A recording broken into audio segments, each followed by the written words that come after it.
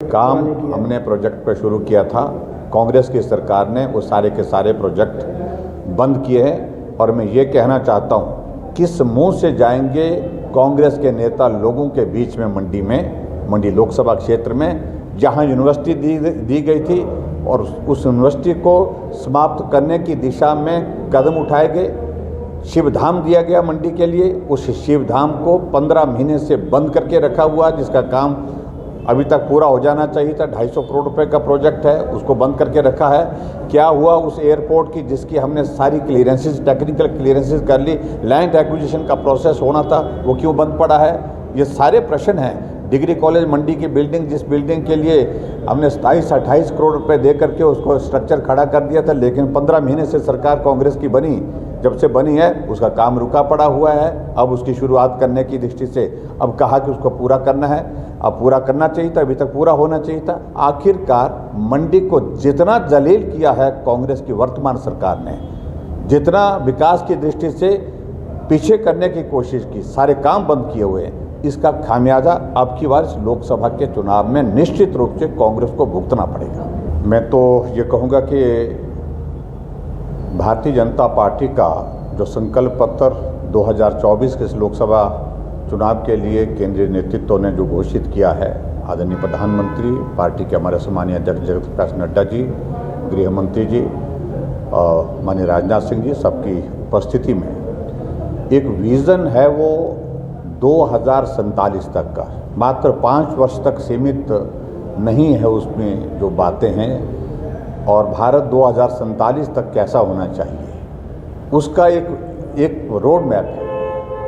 और सबसे बड़ी बात है कि उसमें पहली बात मैं ये कहूँगा कि एक तो जो गरीब कल्याण के लिए जो हमारे केंद्र की सरकार ने जिस योजना के अंतर्गत 80 करोड़ भारतवासियों को, जिनको भोजन की कठिनाई रहती है, जिनको मदद करने की आवश्यकता महसूस होती है, उनको मुफ्त राशन देने का प्रावधान उसको बिल्कुल कायम उसी तरह से रखा। और इसके अतिरिक्त जो दूसरा महत्वपूर्ण जो आयुष्मान भारत के अंतर्गत जिसमें 5 लाख रुपए का हेल्थ कवर दिया गया है, और 5 लाख हेल्थ कवर के साथ साथ में अब और चीज़ को बढ़ाया गया उसमें कि 70 साल से ऊपर जितने भी बुजुर्ग, वो सारे के सारे उसमें कवर होंगे। ये भी एक बहुत महत्वपूर्ण उसमें कदम उठाया गया है। और एक और चीज़ का जिसमें प्रधानमंत्री जी ने कहा, ये हमारा संकल्प है, हम आने वाले समय में इस दिशा में आगे बढ़ कर के काम करना चाहते हैं, 1 नेशन 1 इलेक्शन। और 1 नेशन 1 इलेक्शन एक बहुत बड़ा एक विज़न है।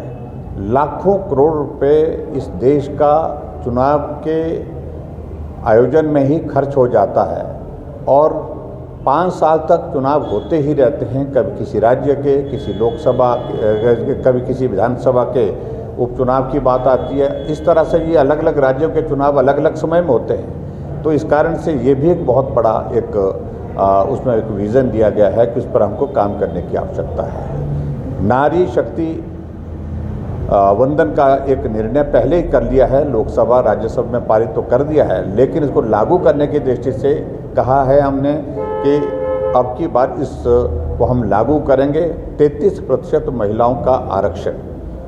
और यूसीसी के बारे में तो पहले स्पष्ट है, उसको लागू कर दिया सख्ती के साथ, तो अब पूरी तरह ठीक तरह से उसको लागू करेंगे। इस तरह से बहुत सारी चीज़ों को लेकर के, लेकिन सबसे बड़ी बात है 0 टॉलरेंस फॉर करप्शन। भ्रष्टाचार को मूल से उखाड़ने के लिए, समाप्त करने के लिए उसमें जो कदम उठाने की दृष्टि से जो बात कही गई है वो बहुत महत्वपूर्ण है। और मैं इस बात को कह सकता हूं कि हमारे देश में नरेंद्र मोदी जी जिस प्रकार से नेतृत्व करते हुए 10 साल का कार्यकाल पूरा किए हैं, और आने वाले समय में इन 5 सालों के लिए तो विज़न दिया ही दिया है। जो बड़े लक्ष्य निर्धारित किए हैं उन लक्ष्यों को पूरा करेंगे, लेकिन इसके अतिरिक्त बहुत सारी चीज़ें इंफ्रास्ट्रक्चर के हिसाब से जो स्ट्रेंथन करने की आवश्यकता है, चाहे वो रोड कनेक्टिविटी का विषय है, चाहे बाई एयर कनेक्टिविटी का विषय है, चाहे वो समुद्र के माध्यम से बहुत सारी चीज़ों को लेकर के जो है हमारा कनेक्टिविटी के विषय हैं। इसलिए इन सारी चीज़ों को बहुत बेहतर ढंग से अब की बार इस विजन डॉक्यूमेंट के अंतर्गत जो है कवर किया है, और जिसके लिए मैं प्रधानमंत्री नरेंद्र मोदी जी को और हमारे पार्टी के अध्यक्ष जी को बहुत बहुत बधाई देता हूं। जहां तक कांग्रेस पार्टी ने कही है बात, उनका कहना ही होगा, वो कहेंगे, वो तो यही कहते रहेंगे। लेकिन एक बात सत्य है कि जो डॉक्यूमेंट जो अभी जो हमने अपना संकल्प पत्र के रूप में जो प्रस्तुत किया है, उसमें कोई इस प्रकार की घोषणा नहीं की गई है।